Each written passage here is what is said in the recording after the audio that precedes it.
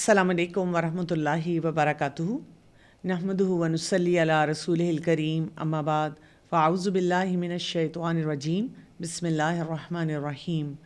رب اشرح لی صدری ویسر لی امری واحلل عقدۃ من لسانی یفقہوا قولی۔ 28واں پارہ اور ہم کر رہے ہیں سورہ المجادلہ۔ آج ہم آیات جو کریں گے وہ ہیں 5 سے لے کر 10 تک۔ چلیے پہلے اس کی تلاوت سنتے ہیں اور اس کے بعد انشاءاللہ دیکھتے ہیں کہ اس میں اللہ سبحانہ وتعالیٰ ہمیں کیا بتا رہے ہیں۔ سورة المجادلة۔ اعوذ باللہ من الشیطان الرجیم، بسم اللہ الرحمن الرحیم۔ ان الذین يحادون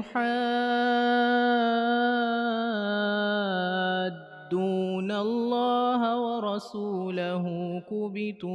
كبتوا كما كبت الذین من قبلهم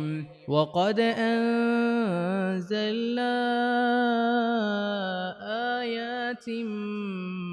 بينات وللكافرين عذاب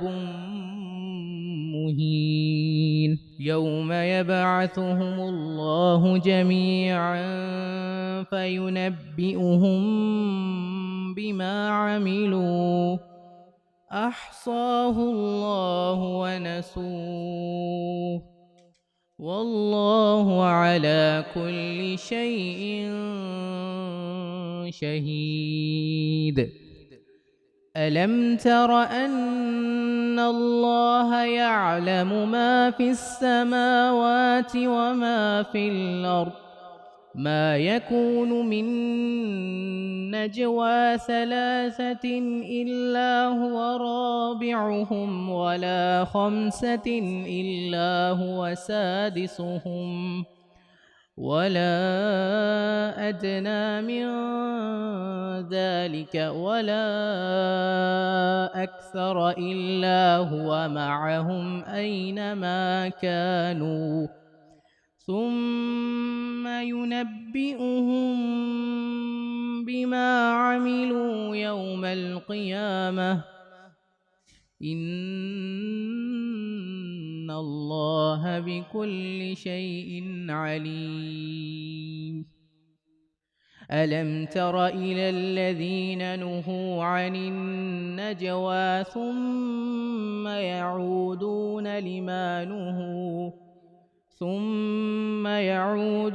لما نهوا عنه ويتناجون بالإثم والعدوان ومعصية الرسول وإذا جاءوك حيوك بما لم يحيك به الله ويقولون في أنفسهم لولا يعذبنا الله بما نقول حسبهم جهنم يصلونها فبئس المصير۔ يا أيها الذين آمنوا إذا تناجيتم فلا تتناجوا بالإثم والعدوان ومعصية الرسول وتناجوا بالبر والتقوى واتقوا الله الذي إليه تحشرون۔ إنما النجوى من الشيطان ليحزن الذين آمنوا وليس بضادهم شيئا إلا بإذن الله وعلى الله فليتوكل المؤمنون۔ آیت نمبر 4 تک ہم نے دیکھا کہ ایک خاتون جو اپنے مسئلوں کے لیے پریشان ہیں، ڈومیسٹک قسم کے جو چیلنجز ہیں، اور اس کے لیے اللہ سبحانہ وتعالیٰ نے کیسے ان کی مدد فرمائی۔ آیت نمبر 5 کو اگر ہم دیکھتے ہیں تو اس میں ایک بہت ہی امپورٹنٹ ہمیں میسج دیا جا رہا ہے ان الذین یحادون اللہ ورسولہ کبتوا کما کبت الذین من قبلہم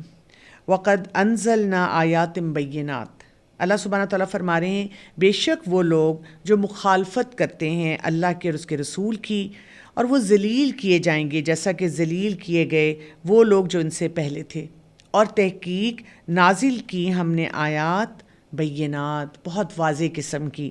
وَلِلْكَافِرِينَ عَذَابٌ مُّہین، اور کافروں کے لیے رسوا کرنے والا عذاب ہے۔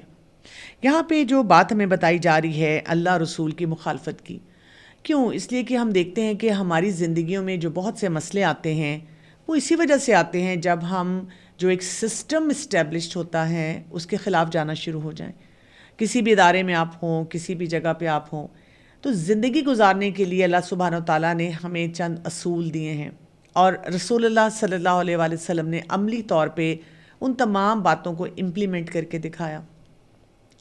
لیکن اگر ایک بندہ اس بات کو مانے ہی نہ، اور وہ کہے کہ میں تو ویسے زندگی گزارنا چاہتا ہوں جیسے میں بہتر سمجھتا ہوں، اگر وہ ایسا سوچے کہ آج کل کے دور میں اسلام پریکٹیکل نہیں ہے اور ہمیں کچھ نئے طریقے نکالنے چاہیے، تو پھر کیا ہو جاتا ہے؟ وہ اس باؤنڈری سے باہر چلا جاتا ہے۔ وہ جو انسان کی فطرت ہے اس کے مطابق بہت سے کام ہونے چاہیے، معاملات کو دیکھنا چاہیے، اس سے پیچھے ہٹنا شروع ہو جاتا ہے۔ یہاں جو لفظ آ رہا ہے نا یحادون، اس کا روٹ ورڈ ہے حاد دال دال، حد، جیسے چھری کو تیز کیا جائے، اور حاد کا مطلب ہوتا ہے کچھ ایسی انسان کی دشمنی ہو جس میں انسان کے اندر ابالے آئیں، غضبناک ہو جائے، جس کو ہم کہتے ہیں ریونجفل، یعنی وہ انسان جو ہے وہ پیچھے نہ ہٹ سکے، اس کا بس نہ چل رہا ہو کہ وہ کیا کر گزرے۔ اور حدید بھی یہیں سے نکلا ہے، جیسے لوہا ہوتا ہے اس کی بھی کاٹ جو ہوتی ہے ہم دیکھتے ہیں کہ بہت تیز ہوتی ہے۔ تو یہاں پہ بیسیکلی یہ بتا دیا گیا کہ the matter has been done, یعنی وہ افراد جو اللہ رسول کی مخالفت پہ لگے رہتے ہیں ان کی زندگی میں آسانیاں نہیں ہوں گی، اور دنیا اور آخرت کے لیے ان کے جو جتنے بھی مراحل آئیں گے وہ بہت ہی مشکل ہوں گے، کیونکہ جیسے میں نے آپ کو کہا نا کہ ہم اپنی ذاتی زندگی کو بھی اس میں تباہ کر رہے ہوتے ہیں، اور جو باقی افراد ہمارے ارد گرد ہوتے ہیں جن کے ساتھ ہماری انٹریکشنز ہیں، جن کے ساتھ ہم نے بہت سے معاملات دیکھنے ہیں، وہاں پر بھی بہت زیادہ بے سکونی ہوتی ہے اور پریشانیوں کا ہمیں سامنا کرنا پڑتا ہے۔ اس کے بعد آیت نمبر 6 میں اللہ سبحانہ تعالیٰ فرما رہے ہیں جس دن اٹھائے گا انہیں اللہ سب کے سب کو، فَيُنَبِّئُهُم بِمَا عَمِلُوا، تو پھر بتا دیے جائیں گے وہ جو انہوں نے عمل کیا۔ یہاں پر بھی اگر ہم دیکھیں کہ یہ جو ورڈ آیا ہے فَيُنَبِّئُهُم، یعنی یہ باب تفعیل سے ہے، اور اس کا مطلب یہ ہے کہ وہ جو بتانا ہے نا وہ کوئی کیجول طریقے سے نہیں ہے کہ تھوڑی سی بات بول دی، ہاں بھئی اس کی زندگی میں ایسے ہوا یا یہ معاملہ اس کا تھا، بلکہ بڑا تھرو طریقے سے کسی بات کو کسی تک پہنچانا ہے، کسی انفارمیشن کو وہاں تک لے کے جانا ہے۔ تو یہاں پہ یہ بتایا جا رہا ہے کہ ان کو ایک ایک بات بہت ڈیٹیل سے بتائی جائے گی۔ ہم آج کے دور میں لوگوں سے سنتے رہتے ہیں نا، کئی دفعہ کچھ لوگ جو کہ شاید قرآن کا اتنا علم نہیں رکھتے، شاید ایسے الفاظ جو کہ قرآن میں آئے ہیں ان کی گہرائی میں نہیں جاتے، اللہ سبحانہ تعالیٰ کے ناموں کا صحیح طرح سے اس کو سمجھتے نہیں، ان کو پڑھ کے نہیں دیکھتے، تو وہ یہی کہتے نظر آتے ہیں کہ ہاؤ از دس پاسبل، اتنے سارے لوگوں کی ایک ایک بات کو سمجھنا یہ کیسے ممکن ہو سکتا ہے؟ جبکہ ہم اللہ تعالیٰ کی جب بات دیکھتے ہیں تو ہمیں کیا پتہ چلتا ہے کہ وہ تو دلوں کے بھید تک جانتا ہے، یعنی ایک جو سوچ آپ کے دماغ سے یوں کر کے سوئفٹلی گزر گئی، تیزی سے گزر گئی، وہ بھی اللہ تعالیٰ کے پاس ڈاکیومنٹ ہو جاتی ہے۔ ہمارے رب کو ہماری اس تکلیف کا بھی پتہ چل جاتا ہے جو ہم اپنے دل میں محسوس کرتے ہیں، شاید ہم اس پہ آہ بھی نہیں بول پاتے۔ تو یہاں پہ یہ بتایا جا رہا ہے کہ جو کچھ بھی ہماری زندگیوں میں ہے، جو کچھ بھی عمل ہم کر رہے ہوتے ہیں، اللہ تعالیٰ کے پاس سب کچھ ڈاکیومنٹڈ ہے، اور اسی لیے آگے کہا گیا احصاہ اللہ ونسو، کن رکھا ہے اللہ نے جبکہ وہ بھول چکے ہیں اسے۔ ہم اپنی زندگی میں کتنی باتیں ہمیں یاد ہی نہیں رہتی، کبھی کبھی ہم کسی کو اپریشیٹ کرتے ہیں، اسے کہتے ہیں تم نے بہت انٹیلیجنٹ بات کی، یا تم نے اس معاملے کو بہت اچھے طریقے سے، بڑی وزڈم کے ساتھ، بڑی حکمت کے ساتھ حل کیا، اور دوسرا انسان ہمیں دیکھ کے کہتا ہے یہ تو میں نے آپ سے سیکھا تھا، تم نے مجھے بتایا تھا، تم نے مجھے کچھ عرصہ پہلے یہ مشورہ دیا تھا، اور یہ بات واقعی مجھے اتنی بھلی لگی کہ میں نے اس کو اپنے پلے باندھ لیا۔ اور ہم سوچ رہے ہوتے ہیں ریلی اچھا میں نے بات کی تھی، مجھے تو یاد بھی نہیں ہے. لیکن اللہ سبحانہ تعالیٰ کے پاس ہماری ہر بات لکھی جاتی ہے، اور یہ بات ہمارے لیے بہت زیادہ امپورٹنٹ ہے کہ ہم اس کو سمجھیں. پچھلی آیت کو اگر ہم ساتھ اس کے ملا کر دیکھیں، کیونکہ وہاں پر اللہ رسول کی مخالفت کرنے کی بات ہوئی ہے، اور اس کے ساتھ ساتھ اگر اس آیت میں ہم دیکھیں تو ہمیں بڑی اسٹرکٹ قسم کی اکاؤنٹیبلٹی کا جو ہے وہ بتایا جا رہا ہے. رسول اللہ صلی اللہ علیہ وآلہ وسلم نے فرمایا، میری ساری امت جنت میں جائے گی سوائے اس کے جس نے انکار کیا. تو پوچھا گیا، اے اللہ کے رسول صلی اللہ علیہ وآلہ وسلم، انکار کون کرتا ہے؟ تو آپ صلی اللہ علیہ وآلہ وسلم نے فرمایا، جو میری نافرمانی کرتا ہے وہ انکار کرتا ہے. اور جو مخالفت کرتے ہیں تو کیا ہوتا ہے؟ اللہ رسول کا تو کوئی نقصان نہیں ہوتا، بلکہ ہم اپنے ہی روزمرہ کے معاملات میں بہت زیادہ مشکلات میں گھر جاتے ہیں. تو یہ جو ایک آؤٹ رائٹ قسم کا ایٹیچیوڈ ہوتا ہے نا مخالفت کا، ہمیں اپنے آپ کو اس سے بچانے کی بہت زیادہ ضرورت ہے.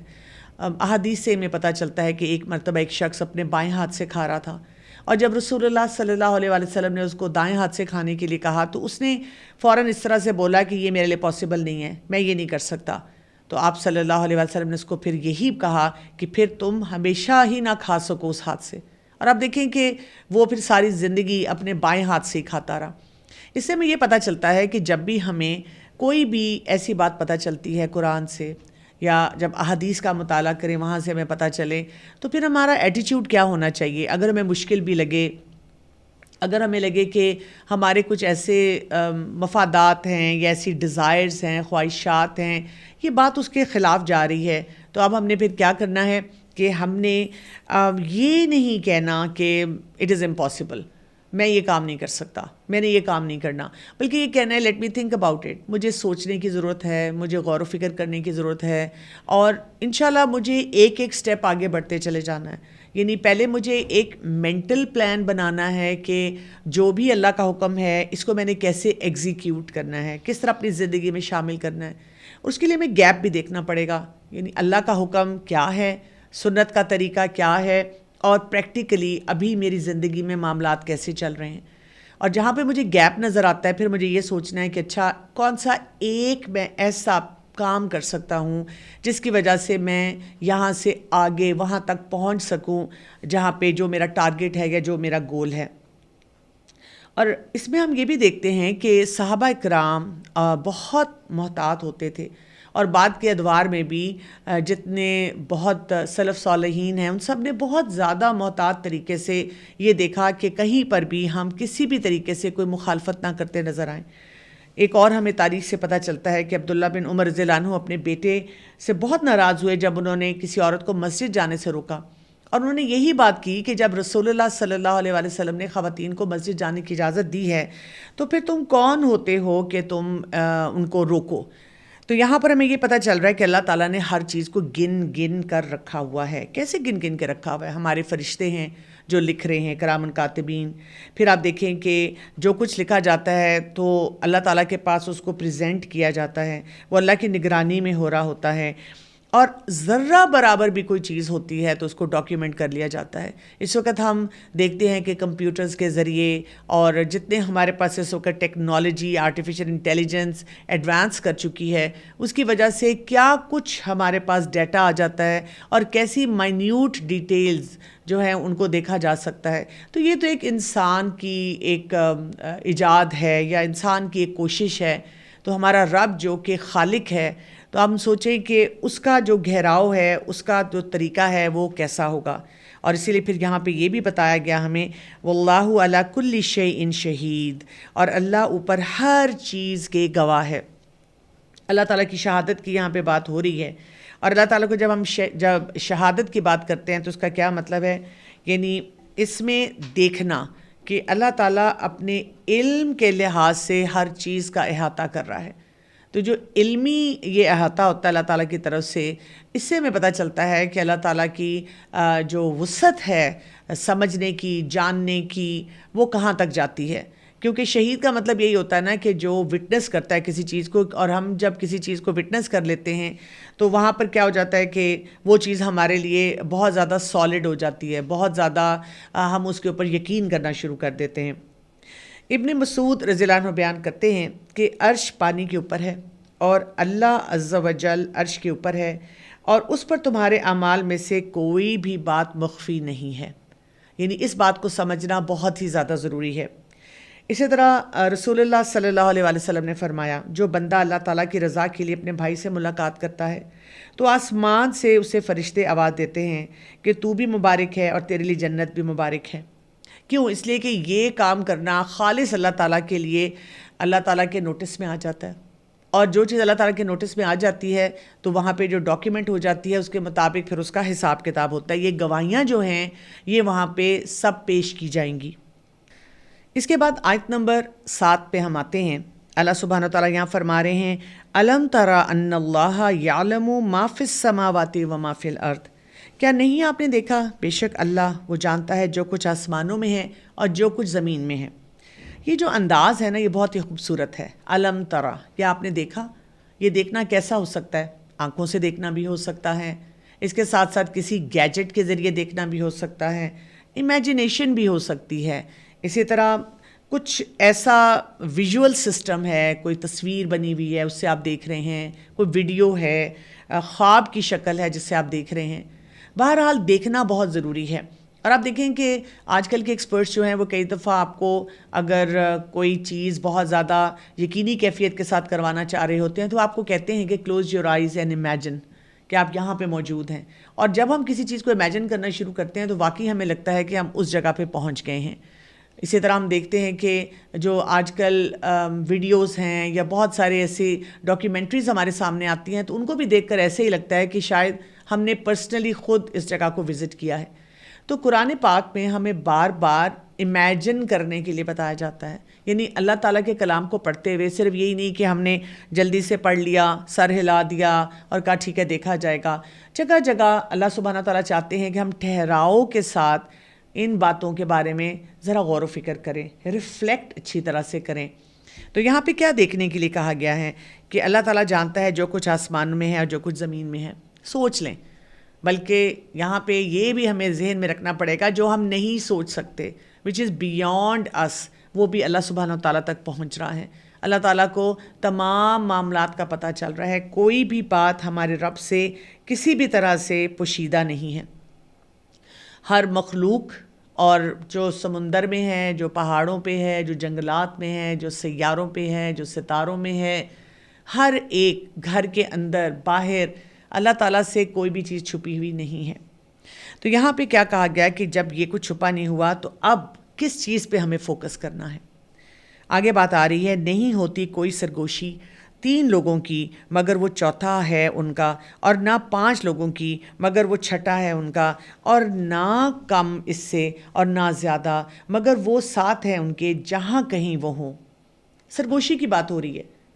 اور سرگوشی کے لیے کہا گیا ہے کہ جو انسان بھی چھپ چھپ کر کوئی بھی بات کرنے کی کوشش کرتا ہے تو اللہ سبحانہ تعالیٰ ان کے ساتھ ہوتا ہے. 2 لوگ بات کر رہے ہیں تو تیسرا وہاں پہ ڈاکیومنٹیشن جو ہے وہ چل رہی ہے، اور اگر زیادہ لوگ بات کر رہے ہیں تو ہم ایک ایک ایڈ کرتے جائیں. یعنی ہم کانشیس لیول پر اپنی تمام انٹریکشنز کو دیکھیں کہ ہم کس سے بات کر رہے ہیں، کیسی بات کر رہے ہیں. سورہ المجادلہ کے ابتداء میں ایک عورت کی بات ہوئی تھی اور وہ باقاعدہ لاؤڈلی بلند آواز سے اپنی پروٹیسٹ کو اللہ تعالیٰ کے پاس رجسٹر کر رہی تھی. اور یہاں پہ اب سرگوشی کی بات کی گئی ہے. یعنی آپ بیلنس دیکھیں گے کہ جب بھی کوئی معاملہ ہوتا ہے اس میں ہمیں کس طرح کے مینر سکھائے جا رہے ہیں، کس طرح کا طور طریقہ سکھایا جا رہا ہے کہ کوئی بھی باتیں ہوں یا کوئی بھی طریقہ کار ہو، اصل بات کیا ہے. ہم تنہائی میں ہوں، ہم کسی کے ساتھ ہوں، ہم کوئی بھی بات کرنا چاہ رہے ہوں تو ہم یہ ضرور سوچیں کہ یہ بات اللہ تعالیٰ کے پاس رجسٹر ہو رہی ہے. زیادہ تر لوگ جب سرگوشی کی بات کرتے ہیں تو اس میں کیا ہوتا ہے، کیونکہ نجوہ ہم ایسی سرگوشی کو کہتے ہیں جس میں چھپ چھپ کے رازداری کے ساتھ بات ہو رہی ہوتی ہے. شادیوں میں دیکھیں ہم کسی کو کوہنی مار کے کہتے ہیں وہ دیکھو وہ جو آ رہی ہے نا وہ فلاں ہے، اور پھر ہم نے اس کے بارے میں کوئی غیبت کی. جب وہ سامنے آئی تو ہم مسکرا کے کہتے ہیں ماشاء اللہ ہم ابھی آپ کا ہی ذکر کر رہے تھے. اور کبھی کبھی مذاق میں بھی کہہ دیتے ہیں کوئی بات ہلکی پھلکی سی کر کے، جبکہ اندر سے ہمیں گلٹ بھی ہو رہا ہوتا ہے کہ اللہ اس کو پتہ نہ چل گیا ہو میری کوئی فیشیل ایکسپریشن سے یا باڈی لینگویج سے کہ میں اس کے بارے میں کیا بات کر رہی تھی. تو یہاں پہ محتاط رویے کے لیے کہا گیا ہے کہ ہم اپنی تنہائیوں میں بھی بہت زیادہ کیئرفل رہیں۔ آپ دیکھیں اکثر ہم اپنے گھروں میں بچوں کو بھی بات بات پہ یہ کہتے ہیں کسی نے سن لیا تو کیا کہے گا، یا یہ کہ کسی کو پتہ چلے گا تو کتنی امبیرسمنٹ مجھے ہوگی سب کے سامنے۔ جبکہ طریقہ کار یہ ہونا چاہیے کہ جب بھی ہم بچوں کے ساتھ بات چیت کریں ہم انہیں بتائیں کہ no matter where we are, جہاں بھی ہم ہیں، جو کچھ بھی ہم کر رہے ہیں، یہ باتیں تمام کی تمام ہمارے رب کے پاس رجسٹر ہو جاتی ہیں۔ اور جب ہمیں یہ پتہ چلتا ہے کہ یہ باتیں رجسٹر ہو رہی ہیں اللہ تعالیٰ کے پاس، تو پھر ہمارا رویہ کیا ہونا چاہیے۔ آپ دیکھیں جب بچے چھوٹے ہوتے ہیں تو آپ ان پہ کنٹرول بھی کرتے ہیں، ان کو فون نہیں دیں گے، اسکرین نہیں دیں گے، اسی طرح ان کو ٹائم پہ سلا دیں گے۔ یہی بچے جب بڑا ہونا شروع ہو جاتے ہیں تو ایسے لگتا ہے کہ آپ کے ہاتھوں سے نکل گئے۔ اب ان کے پاس فون بھی ہیں، ان کے پاس لیپ ٹاپ بھی ہیں، یہ اپنے کمروں میں ہیں، یہ آپ کو یہ بتاتے ہیں ہماری اسائنمنٹس ہیں، ہماری ایکٹیویٹیز ہیں، ہم نے بہت سارے کام کرنے ہیں۔ آپ رات کو سو جاتے ہیں لیکن یہ بچے جاگ رہے ہوتے ہیں، اور ہمیں کتنی پریشانی ہوتی ہے اس وقت، اور ہم سوچتے ہیں کہ پتہ نہیں میرا بچہ کیا کر رہا ہوگا۔ اور یہ بچے اتنے ایکسپرٹ ہوتے ہیں کہ آپ کو پتہ بھی نہیں چلنے دیتے کہ یہ کون سی ایپ کو یوز کر رہے ہیں، کہاں سے انہوں نے ڈیلیٹ بھی کر دیا ہے، کیا دیکھ رہے ہیں۔ اگر آپ ان سے زیادہ بات چیت کریں اور تھوڑا سا انٹیروگیٹ کریں تو یہ آپ سے ناراض ہونا شروع ہو جاتے ہیں، کھنچنا شروع ہو جاتے ہیں، اس پہ بھی ہم پریشان رہتے ہیں۔ لیکن اگر ہم انہیں قرآن کے ایسی باتیں جو ہیں بتائیں کہ جو کچھ بھی ہم کر رہے ہوتے ہیں، تو اصل یہ کہ ہمیں یہ سوچنا ہے کہ ہمیں اپنے رب کے لیے اپنے آپ کو کھڑا کرنا ہے، اپنے رب کے لیے اپنے آپ کو سچا کرنا ہے۔ اس پہ بھی میں نے کئی دفعہ دیکھا ہے کہ جو جوان بچے ہوتے ہیں ایسی بات کہہ دیتے ہیں، اماں ہم نے اپنی قبر میں جانا ہے، آپ اپنی قبر میں جائیں گی، ہمیں اپنی قبر کے حساب سے سوچنے دیں۔ تو ایسے مواقع پہ بچوں کی بات سن کر ان کو پہلے شاباش دینی چاہیے، ان کو یہ کہنا چاہیے کہ آپ نے بہت اچھی بات کی ہے کہ آپ اپنی قبر کے بارے میں سوچتے ہیں، اور آپ کو پتہ ہے کہ ہمیں قبر سے آگے کا بھی سوچنا ہے، اور یہ بات ہے کہ جو کچھ قبر میں ہونے والا ہے اور آگے ہمارے ساتھ معاملات ہونے والے ہیں اس کو آج کی زندگی سے بھی کنیکٹ کرنا ہے۔ اور ہم نے دیکھنا ہے کہ ہم سے تنہائی میں یا ایسے موقع پہ جب ہمیں لگتا ہے کہ ہم اپنے فرینڈ سے سیکرٹلی کوئی نجوہ، کوئی بات چیت کر رہے ہیں، کوئی ہم واٹس ایپ پہ یا کسی بھی سوشل میڈیا پلیٹ فارم پہ لگے ہوئے ہیں، ہو سکتا ہے ہمارے پیرنٹس کو نہ پتہ چلے کہ ٹک ٹاک پہ ہماری کیا ایکٹیویٹی ہے، انسٹاگرام پہ ہماری کیا ایکٹیویٹی ہے، لیکن اس رب کے پاس یہ سب باتیں رجسٹر ہو رہی ہیں۔ اور جو باتیں رجسٹر ہو رہی ہیں تو آپ دیکھیں کہ پھر ان کا حساب کتاب بھی ہوگا، کیونکہ یہی بات آگے کہی جا رہی ہے نا، ثم ينبئهم بما عملوا یوم القیامہ، پھر وہ بتائے گا انہیں جو انہوں نے عمل کیا تھا قیامت کے دن۔ سوچیں نا، یعنی اسی بات کو تھوڑا سا اگر ہم الیبوریٹ کر لیں، تھوڑا سا مزید دیکھ لیں، ایک بچہ ہے اور کچھ مہمان آتے ہیں اور آپ ان کے سامنے اپنی طرف سے بھلی بات ہی کرتے ہیں کہ ہاں آج کل کے بچے ویسے پڑھ ہی لیتے ہیں لیکن پتہ نہیں کیوں راتوں کو جاگتے ہیں، تو ہمارے بچوں کا موڈ خراب ہو جاتا ہے، بہت امبیرس فیل کرتے ہیں، اور وہ یہ کہتے نظر آتے ہیں کہ آپ نے سب کے سامنے میری کیوں ایسے بات کی۔ تو سوچیں تھوڑی دیر کے لیے کہ قیامت کے دن جب ساری مخلوق اللہ تعالیٰ کی ہوگی اور اس مخلوق کے سامنے یہ تمام باتیں جو ہیں وہاں پر آنی شروع ہو جائیں گی، تو پھر ایسے وقت میں کیا ہوگا، کیا معاملہ ہوگا۔ ان اللہ بکل شیء علیم، بے شک اللہ ہر چیز کو خوب جاننے والا ہے۔ ہم دیکھ رہے ہیں کہ اس صورت میں خاص طور پہ اللہ تعالیٰ کی علم، اللہ تعالیٰ کی خبر رکھنا اور اللہ تعالیٰ کے علم کی بات ہو رہی ہے۔ یہاں پہ وہ جو میرڈ کپلز ہوتے ہیں جو کہ ڈومیسٹک ابیوز میں ہوتے ہیں اور ہر شخص اپنے آپ کو سچا ثابت کرنے کی کوشش کر رہا ہوتا ہے، ان کے لیے بھی وارننگ ہے۔ وہ بھی یہ بات سوچیں کہ ہمیں پتہ ہے کہ ہم کہاں پر غلط ہیں۔ اگر یہ آیات پڑھ کر ہر انسان جو کسی بھی رشتے میں ہے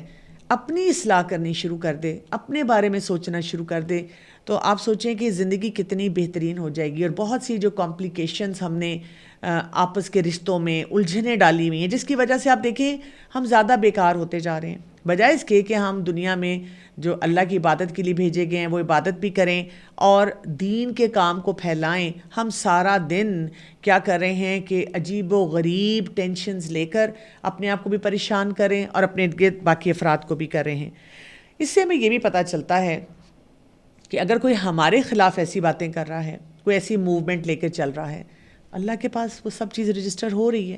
ہمیں ہر وقت کوئی بدلے کی پلاننگ نہیں کرنی، ہمیں ہر وقت یہ نہیں سوچنا کہ ٹو نہیں لگانی کہ مجھے پتہ چل جائے کہ یہ معاملہ جو ہے مزید کیسے آگے چل رہا ہے۔ آیت نمبر 8 میں اللہ سبحانہ تعالیٰ فرما رہے ہیں کیا آپ نے دیکھا، پھر دوبارہ وہی بات آ رہی ہے، وہی انداز آ رہا ہے، الم تری الی الذین، کیا آپ نے دیکھا ان لوگوں کی طرف جو روکے گئے سرگوشی سے، پھر وہ لوٹتے ہیں طرف اس کے جو روکے گئے تھے جس سے تم، اور وہ باہم سرگوشیاں کرتے ہیں۔ اور کس بات کی سرگوشیاں ان کی ہو رہی ہیں؟ بالاثم والعدوان، گناہ کی اور زیادتی کی، اور ومعصیت الرسول، اور رسول کی نافرمانی کی۔ یہ کن لوگوں کی طرف اشارہ کیا جا رہا ہے؟ یہ منافقین کی بات ہو رہی ہے۔ اور پھر منافقین کے بعد تمام وہ افراد جو اس کے بعد آنے والے ہیں جن کے یہی رویے ہیں۔ اب ان کی سرگوشی جو ہے وہ کیسی ہے؟ جو آپس میں سرگوشیاں کر رہے ہیں، گناہ کی بات کر رہے ہیں، زیادتی کی بات کر رہے ہیں، اور رسول اللہ صلی اللہ علیہ وسلم کی نافرمانی کی بات کر رہے ہیں۔ جیسے کہ ہمیں منافقین کے رویے کا پتہ ہے، وہ کیا کرتے تھے کہ جب مسلمانوں کی مجالس میں آتے تھے تو ان کو کہتے تھے ہم آپ کے ساتھ ہیں، اور جب واپس اپنے ساتھیوں میں جاتے تھے تو انہی باتوں پہ سرگوشیاں بھی کرتے تھے، ٹھٹھے بھی کرتے تھے، مذاق بھی اڑاتے تھے، اور وہ کہتے تھے کہ آر یو کریزی، کہ ہم مسلمانوں جیسے بن جائیں گے، ہم یہ سارے کام اس طرح کرنا شروع کر دیں گے۔ تو اس طرح کی جو یہ خسر پسر ہے جس میں گناہ بھی آ رہا ہے، زیادتی بھی آ رہی ہے، اور نافرمانی کی باتیں بھی آ رہی ہیں۔ اور اس کے بعد کیا کہا گیا؟ اور جب وہ آتے ہیں آپ کے پاس، وہ سلام کرتے ہیں آپ کو، ساتھ اس کے جو نہیں سلام کیا آپ کو، ساتھ اس کے اللہ نے۔ کون سا سلام؟ کس سلام کی بات ہو رہی ہے؟ یعنی مسلمان جو ہے ایک دوسرے کو جو سلام کرتا ہے وہ سلامتی کی بات ہوتی ہے، السلام علیکم ورحمۃ اللہ وبرکاتہ۔ لیکن یہ کیا سلام کرتے تھے؟ السلام علیکم، جس میں موت کے لیے کہا جاتا ہے، جس میں ایک بد دعا کا انداز تھا جو کہ وہ پریزنٹ کرتے تھے۔ وَيَقُولُونَ فِي أَنفُسِهِمْ لَوْلَا يُعَذِّبُنَا اللَّهُ بِمَا نَقُولُ، بہت وارننگ کی بات یہاں دی جا رہی ہے۔ وہ کہتے ہیں اپنے نفسوں میں کیوں نہیں عذاب دیتا ہمیں اللہ بے وجہ اس کے جو ہم کہتے ہیں۔ یہ کون سا سٹائل ہوتا ہے؟ یہ ایک اوور کانفیڈنٹ سٹائل ہوتا ہے۔ آپ کو پتہ ہے جو لوگ بھی اوور کانفیڈنٹ ہوتے ہیں نا، وہ اپنے ایک ببل میں رہتے ہیں۔ وہ سمجھتے ہیں کہ جو کچھ بھی ہم کر رہے ہیں وی آر ٹو اسمارٹ، اور ہم اپنی اسمارٹنیس کی وجہ سے جو مرضی کرنے فرق نہیں پڑتا۔ تو یہاں پہ بھی ان کا یہ انداز بتایا جا رہا ہے کہ ٹھیک ہے، اگر ہم نے غلط لفظ بولا اور آپ کہتے ہیں کہ اللہ تعالیٰ تو ہر بات کو جانتے ہیں، تو پھر اللہ کا عذاب کیوں نہیں آ رہا؟ پھر ہماری پکڑ کیوں نہیں آ رہی؟ ہم تو بہت بھلے چنگے چل رہے ہیں، بلکہ اسی سمارٹنس کی وجہ سے ہم تو دونوں سائڈوں کا فائدہ لے رہے ہیں، مسلمانوں سے بھی رشتہ داریاں اور باتیں بنا کر فائدے حاصل کر رہے ہیں، اور اسی طرح جو کافر ہیں اور مشرکین ہیں ان کے ساتھ بھی ہماری دوستی چل رہی ہے۔ The best of both worlds ہم لے کر چل رہے ہیں۔ یہ والا جو ایٹیچیوڈ ہوتا ہے جس میں انسان اپنے ببل میں رہتے ہوئے اوور کانفیڈنٹ ہو کے سمجھتا ہے کہ اگر میں غلط کام کر رہا ہوں میرا کوئی نقصان نہیں ہو رہا اور میں بہت ہی کامیاب ہوں، یہ اکثر انسان کو بہت نقصان دیتا ہے۔ آج کل سوشل میڈیا کا دور ہے، ہم کئی دفعہ دیکھتے ہیں کہ ایک انسان بہت اچھا کام شروع کرتا ہے، سوشل میڈیا پہ آتا ہے، اچھی اچھی باتیں بتاتا ہے، ان باتوں کی وجہ سے لوگ خوش بھی ہوتے ہیں، اس کو اپریشیٹ بھی کرتے ہیں، لیکن کچھ عرصے کے بعد ہی اب کیا ہو جاتا ہے، کیونکہ اس کو اتنی لائکس مل رہی ہیں، ہٹس مل رہی ہیں، لوگ اسے انوائٹ کر رہے ہیں، لوگ اسے پسند کر رہے ہیں، اس کی ریلز اور شارٹس بہت شوق سے دیکھی جاتی ہیں، اس کو بہت اچھی کمنٹس مل رہی ہیں، اب وہ اپنے ببل میں بند ہو جاتا ہے، اور وہ شخص جو ہے بہت اوور کانفیڈنٹ ہو جاتا ہے، اور اسی اوور کانفیڈنس میں وہ کچھ حدود کو کراس کرنا شروع کر دیتا ہے، اور کچھ ایسی باتیں بول دیتا ہے یا ایسے ایکشنز کر دیتا ہے جو اس کے لیے ہی مشکلات کا سامان لے کر آ جاتے ہیں۔ تو یہاں پر یہی بتایا جا رہا ہے کہ یہ سوچنا کہ میں کچھ بھی کر گزروں مجھے کچھ مسئلہ نہیں ہوگا، ایسے نہیں ہوتا۔ اللہ تعالیٰ کا ایک قانون ہے، ایک طریقہ ہے۔ اللہ تعالیٰ لوگوں کو مواقع دیتا ہے، لیکن اگر اس سے اپنے آپ کو وہ نہیں بہتری کی طرف لے کے جائیں گے تو پھر مشکلات آئیں گی۔ اور یہاں پہ اسی لیے کہا گیا حسبہم جہنم، کافی ہے ان کو جہنم۔ کیوں؟ اس وجہ سے کہ انہوں نے ان باتوں کو امپورٹنس نہیں دی، ان کی ویلیو نہیں کی جو کہ اللہ تعالیٰ بتا رہے ہیں، اور پھر کیا ہے وہ جلیں گے اس میں۔ فبئس المصیر، بس کتنی بری لوٹنے کی جگہ ہے۔ تو ہر انسان کو یہ سوچنے کی ضرورت ہے کہ کیا میں اس باؤنڈری کو کراس تو نہیں کر رہا، کیونکہ اگر میں نے اس کو کراس کیا تو وہاں میرے لیے مشکلات ہی مشکلات ہیں، دنیا میں بھی اور آخرت میں بھی۔ آیت نمبر 9 کو دیکھتے ہیں۔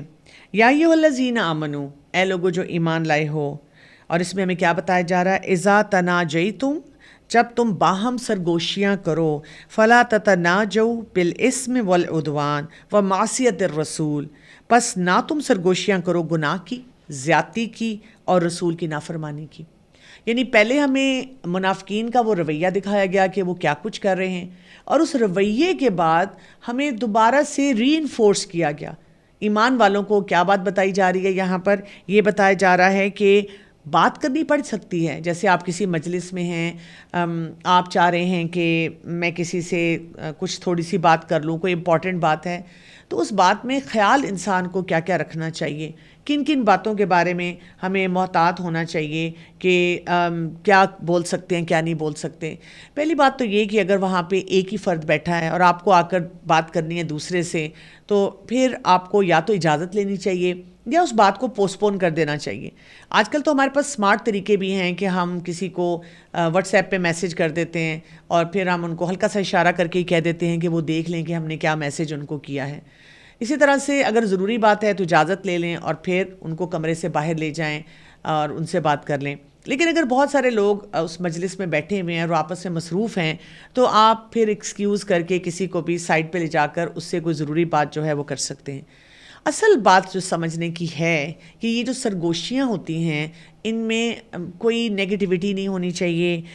کوئی کسی کے خلاف گناہ کی بات نہیں ہونی چاہیے، زیادتی کی بات نہیں ہونی چاہیے، اور رسول اللہ صلی اللہ علیہ وسلم کی نافرمانی کی بات نہیں ہونی چاہیے۔ وَتَنَاجَوْا بِالْبِرِّ وَالتَّقْوَىٰ، اور بلکہ سرگوشی کرو نیکی کی اور تقویٰ کی۔ جیسے اگر ہم کوئی نیکی کا کام کر رہے ہوں اور ہمارا دل چاہ رہا ہو کہ ہماری کوئی دوست ساتھی ساتھ بیٹھی ہے وہ بھی یہ کر سکتی ہے، تو ہم انہیں بتا سکتے ہیں، سنو میں تو نماز پڑھ رہی ہوں، تم بھی جا کر چپکے سے کمرے میں نماز پڑھ لو،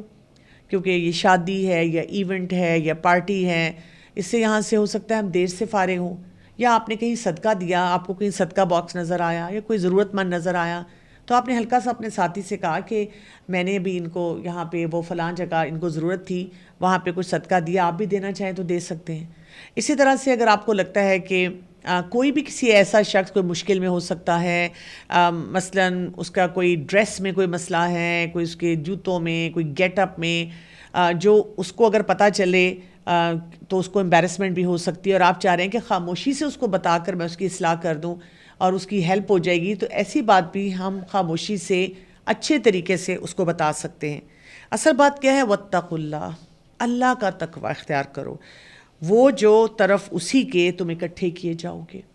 اصل بات کیا ہے کہ ہم نے کیا کرنا ہے کہ اللہ کی طرف ہم نے جمع کیے جانا ہے۔ آپ امیجن کریں تھوڑی دیر کے لیے کہ یہاں جو بات ہمیں بتائی جا رہی ہے وہ کتنی ہی اہم ہے کہ ہم اللہ تعالیٰ کے پاس سب جمع ہوں گے اور جو کچھ ہم نے کیا ہے وہ سب کھل جائے گا۔ اور سب سے بڑی بات یہ کہ جو ہم خاموشی سے اور ہڈن طریقے سے لوگوں کو میسیجز دے رہے ہیں، بات چیت کر رہے ہیں، کیا پلاننگز کر رہے ہیں، وہ سب وہاں پہ ایکسپوز ہو جانی ہے۔ اور آپ دیکھیں جب بھی ہم کوئی غلط کام کرتے ہیں وہ ایکسپوز ہو جائے تو ہمیں شرمندگی ہوتی ہے۔ کبھی آپ نے دیکھا ہے کہ کوئی عادی مجرم بھی ہو اور اگر اسے پکڑ لیا گیا ہے اور وہ اس کو کسی ایسے راستے سے گزرنا ہے جہاں پہ بہت سارے کیمرہ مین ہیں، چینلز کے لوگ ہیں اور وہ ویڈیوز کی بنا رہے ہیں، تو وہ بھی اپنے منہ پہ چادر ڈال لیتے ہیں، حالانکہ لوگوں کو ان کی شکل کا بھی پتہ ہے، ان کی تصویریں بھی جگہ جگہ شائع ہو رہی ہیں، لیکن ان کو بھی اس وقت ایسی شرمندگی کا احساس ہوتا ہے، وہ نہیں چاہتے کہ ان کی تصویریں زیادہ تر لوگوں تک پہنچیں۔ سو امیجن کریں کہ وہاں پر سب لوگوں کے سامنے جو ایکسپوجر ہوگا وہ کتنا برا ہوگا۔